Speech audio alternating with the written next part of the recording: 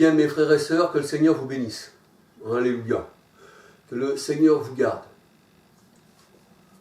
Bonjour à tout le monde de la part de l'Éternel. C'est le Seigneur qui nous rend joyeux. C'est lui qui nous donne, on va dire, la bénédiction. Alléluia.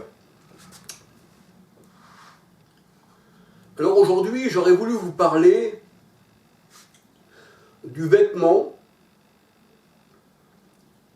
de la royauté et aussi des rois qui portaient ces vêtements.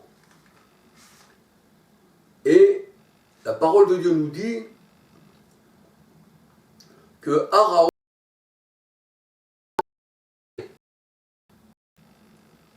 les vêtements sacrés, c'est-à-dire que quand on est appelé au sacerdoce dans la parole de Dieu, le Seigneur nous met des vêtements sacrés. Et nous savons que le vêtement sacré dans la parole de Dieu, c'est Christ. La parole de Dieu nous dit que nous avons revêtu Christ. Nous avons revêtu l'homme nouveau. C'est pour ça que nous sommes des hommes nouveaux et des femmes nouvelles. Nous sommes nés de l'Esprit Saint. Alléluia. Nous ne sommes pas nés de la chair ni du sang, mais de l'Esprit. Alléluia. Alors aujourd'hui, j'aurais voulu vous parler du roi David et du roi Saül. Nous savons que le roi Saül, c'était un roi charnel, un roi comme toutes les nations, qui opprimait le peuple et qui aussi, nous voyons dans la parole du Seigneur, il examinait ceux qui invoquent les morts. Il allait voir ceux qui invoquent les morts. Et il était rebelle à la parole de Dieu, et en plus, il était ennemi de David. Il était ennemi de David, il était jaloux de David.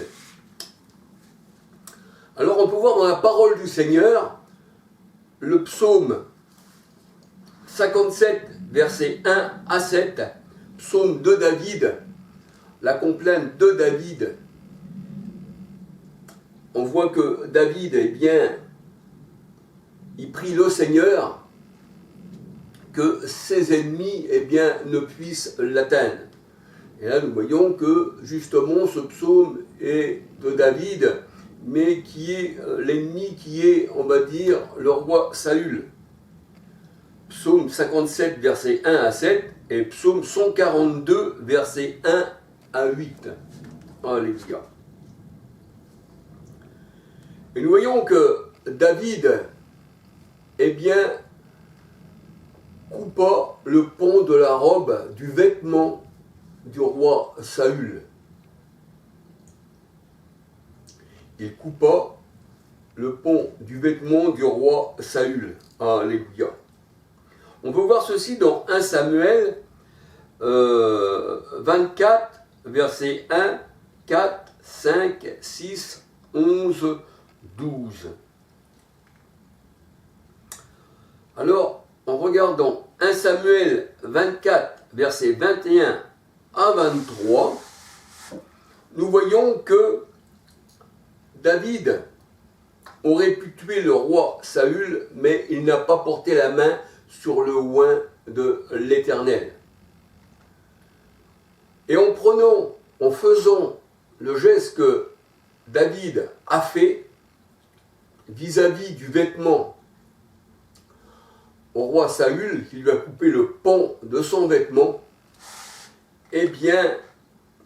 sa royauté allait être enlevée. Quand on coupe un vêtement, quand on déchire un vêtement à une personne, dans les Saintes Écritures, c'est que la royauté va être ôtée. Ou si on déchire ses vêtements, ou si on a les vêtements déchirés, cela signifie aussi que le peuple a reçu de grands malheurs. Alléluia. C'est ce que nous allons voir dans la parole de Dieu. Alléluia.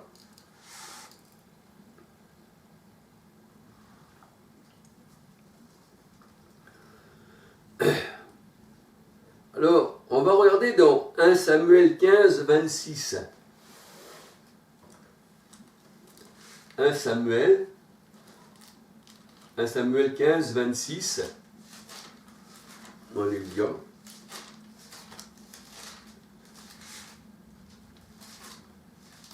1 Samuel 15, 26.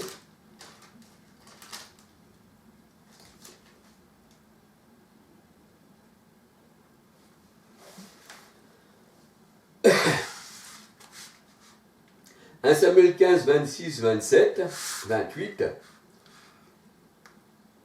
Samuel dit au roi Saül, « Je ne retournerai point avec toi, car tu as été rejeté.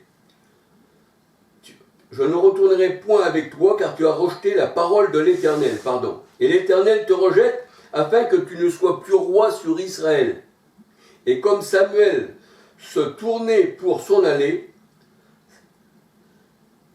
Saül le saisit par le pont de son manteau qui se déchira. Samuel dit, « L'Éternel déchire aujourd'hui de dessus toi la royauté d'Israël et il la donnera à un homme qui est meilleur que toi. » Alors, en voyant le vêtement déchiré, eh bien, c'est que la royauté est ôtée dans la parole du Seigneur. Alléluia.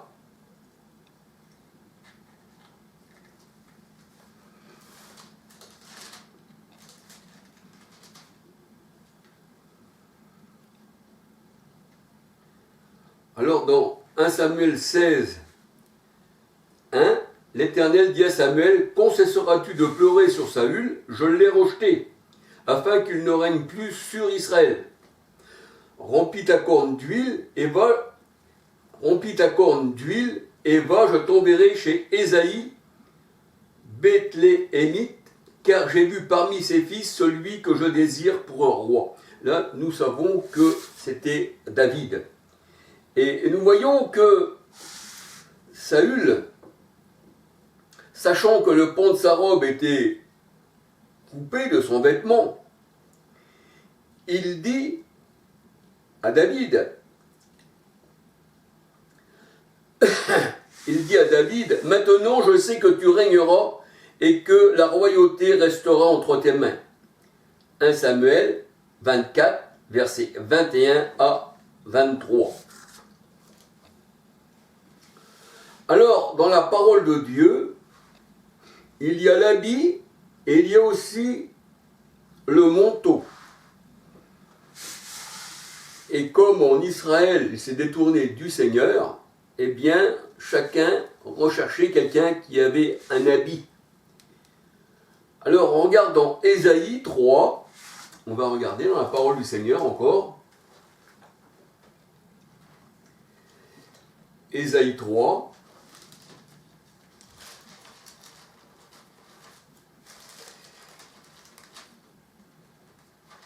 Ésaïe 3. Voilà ce qui est écrit. Ésaïe 3, je vais commencer par Ésaïe 3.1 pour mieux comprendre. Alléluia. Ésaïe 3.1. Le Seigneur, l'Éternel des armées, va ôter de Jérusalem et de Juda tout appui et toute ressource de pain et toute ressource d'eau. Mais dans la parole de Dieu, le pain et l'eau, c'est la parole. Alléluia. C'est la parole. Alléluia.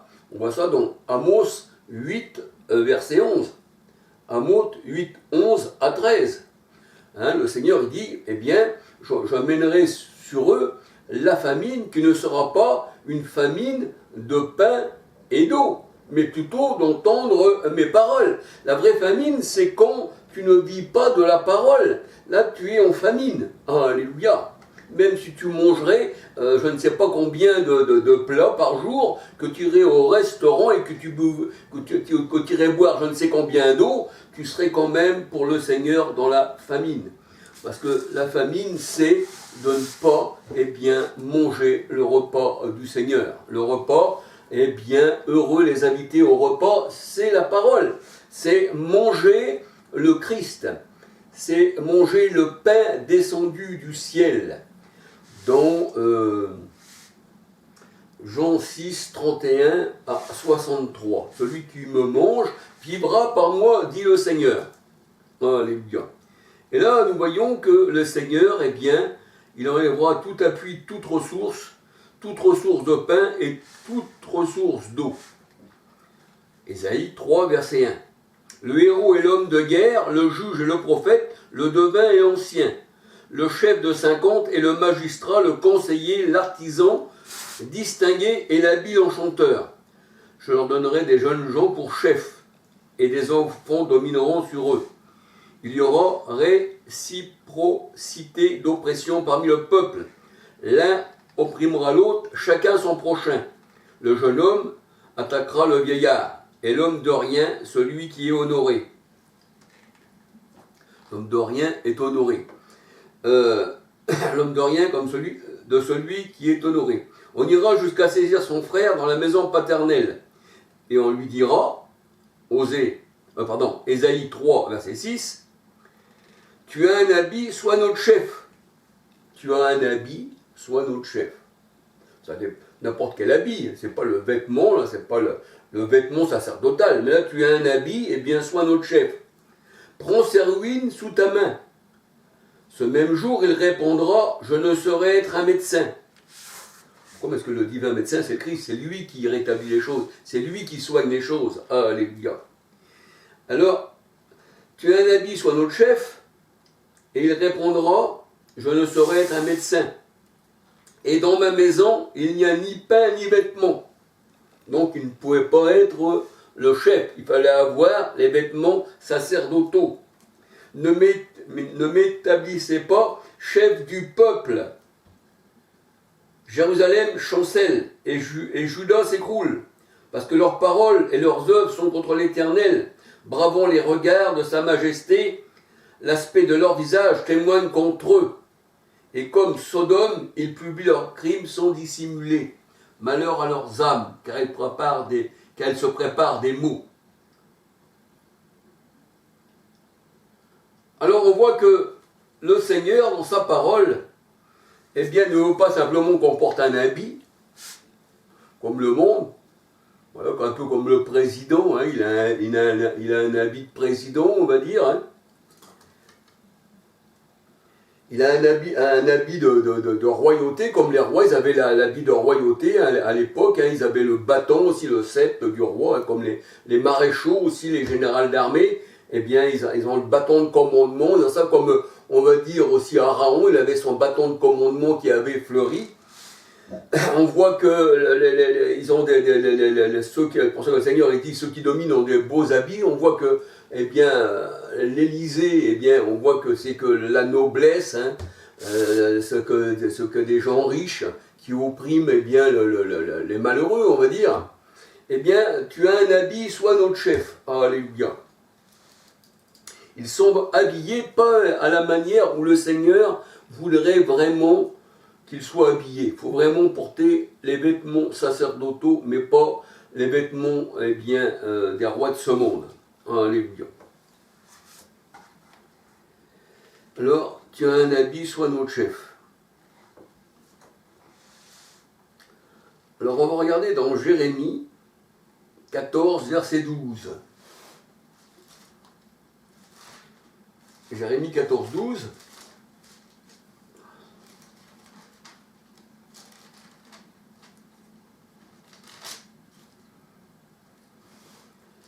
Jérémie 14, 12. S'ils jeûnent, je n'écouterai pas leurs supplications.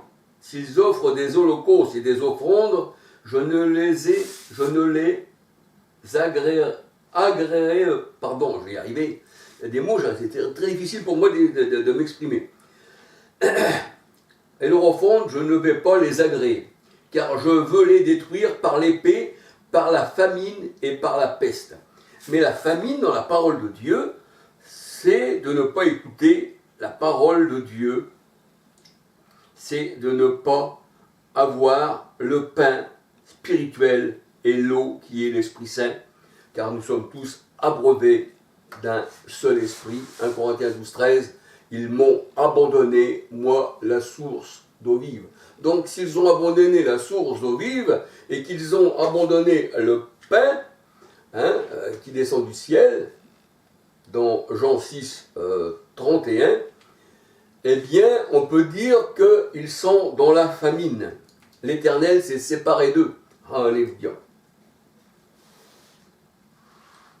Il ne suffit pas de porter un habit pour être le chef, mais il faut être agréé du Seigneur. Alléluia. Alors le roi Salomon, dans 1 Roi 11, versets 1 à 40, il s'est détourné du Seigneur, ses femmes, ses concubines, ses épouses l'ont détourné du Seigneur, et il a choisi de prêter les yeux sur les dieux de ses concubines. Alléluia. C'est ce qui a fait chuter Salomon. Il a beaucoup aimé, la parole de Dieu nous dit, de femmes étrangères, qui appartenaient aux nations. Salomon a été entraîné par l'amour de ces 700 princesses et ces 300 concubines qui ont détourné son cœur. Parce que son cœur, il devait être à l'Éternel, Christ dans nos cœurs. Ils ont détourné son cœur vers d'autres dieux. Son cœur ne fut point entier à l'Éternel. Salomon, déplaisait à l'Éternel, et son royaume devait être divisé. Et là, nous voit qu'il y a Achija, le prophète, vient avec un manteau neuf et le déchira et dit à Salomon, voici, ton royaume sera divisé. Alléluia. 1 Roi 11, versets 28 à 40. Le manteau fut divisé en 12 morceaux. Ça veut dire que les tribus d'Israël allaient être divisées. Alléluia. Alors voyons voir encore Esdras 9, versets 3, 4, 5. Les femmes étrangères sont des catastrophes, un peu comme pour Salomon. On ne doit pas se marier avec eux. Cela représente les religions du monde, puisque Salomon a adoré les dieux de ces femmes étrangères. Et ceux qui ont des dieux, qui prient des dieux de ce monde, comme des vaches, comme en Inde, le veau d'or, enfin tout ce que vous voulez, des trinités de dieux, et ci et ça, pour nous il n'y a qu'un seul Dieu. Pour le monde il y a plusieurs seigneurs, comme la parole de Dieu nous dit. Le manteau a été divisé en 12 morceaux. Alléluia. Alors on peut voir Esdras 9, verset 1 à 15 et Esdras 10, verset 1 à 44 pour les femmes étrangères qui détournent les cœurs, alléluia, afin de les emmener adorer leur Dieu. Ça c'est ce qu'on appelle des personnes qui vous séduisent, alléluia. Alors on peut dire que le manteau jeté sur Élisée prouve que l'autorité d'Élie, l'esprit d'Élie, devait être sur Élisée. 1 Roi 19, versets 19 à 21. 2 Rois 2, versets 8, 9, 10, 11, 12, 13, 14, 15. Les deux morceaux du vêtement d'Élisée représentent une communion d'esprit entre Élie et Élisée. Alléluia.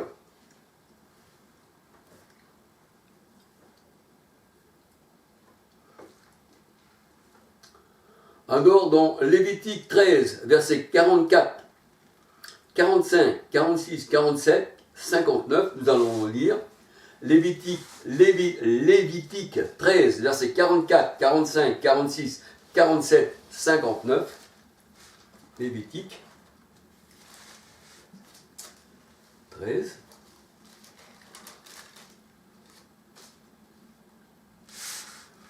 Voilà ce qu'il est dit dans la parole de Dieu. Lévitique 13, 44. C'est un homme lépreux. Il est impur. Le sacrificateur le déclarera impur. C'est à la tête qu'est sa plaie. C'est-à-dire,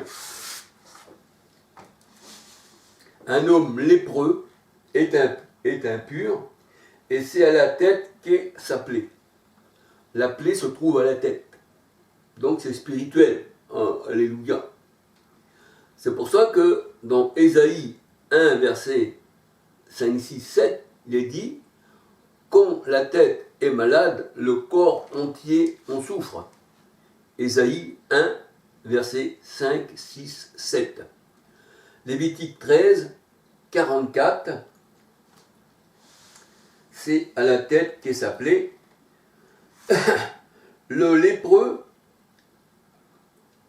alors Lévitique 13, 45, le lépreux atteint de la plaie portera ses vêtements déchirés et aura la tête nue, il se couvrira la barbe et écrira impur, impur, impur. Donc lui aussi, il a ses vêtements déchirés car sa tête est malade. Et quand la tête est malade, Ésaïe 1, verset 5, 6, 7, le corps entier en souffre. Ça c'est comme un soi-disant pasteur qui va diriger une assemblée. La parole de Dieu nous dit que le faux prophète c'est la queue, la tête c'est le magistrat, dans Ésaïe aussi, je ne me souviens plus du passage, mais nous voyons que celui qui dirige, celui qui a la tête, Christ, il est la tête de l'Église, Colossiens 1, 18. Imaginez-vous que Christ, eh bien, la tête serait malade, le corps entier en souffre. Mais comme Christ, lui, il est le médecin, il ne peut pas être malade, c'est lui qui nous guérit, alléluia, et le Dieu Tout-Puissant, eh bien, qui veille sur nous, afin que ces brebis, eh bien,